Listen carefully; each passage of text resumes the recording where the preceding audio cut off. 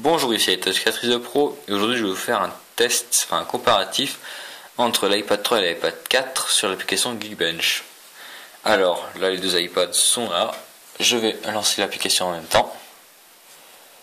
Voilà, c'est l'iPad 4 un tout petit peu avant.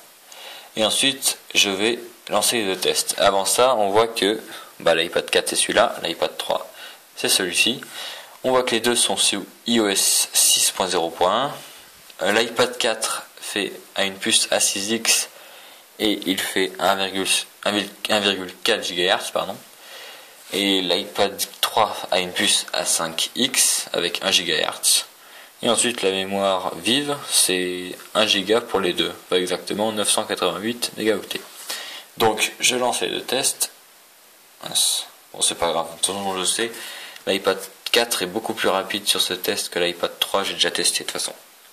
Mais bon, le plus important c'est le résultat à la fin.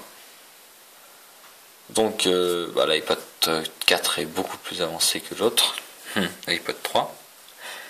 Vous avez vu, les deux iPads tiennent verticalement tout seul grâce à la smart cover. Je trouve un petit truc. Bon, c'est pas sûr, mais bon, ça tient pour l'instant. Et voilà, c'est pour le test Geekbench parce qu'on peut pas retourner l'application. Voilà. Donc l'iPad 4 est bientôt fini. Alors. Voilà, il obtient un score de 1789. Plus que l'iPhone 5, parce que l'iPhone 5 c'est une puce A6. Mais l'iPhone 5 ça doit être 1630, un truc comme ça, 1180 par là. Ouais. Bon l'iPad 4 est bien rapide, c'est une super tablette qui va super vite. Voilà.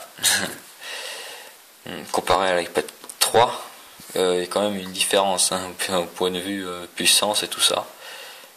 Et ça se ressent largement. Voilà. Même au test Geekbench, je suppose, même j'ai essayé, il y a largement une différence. Donc il a bientôt fini.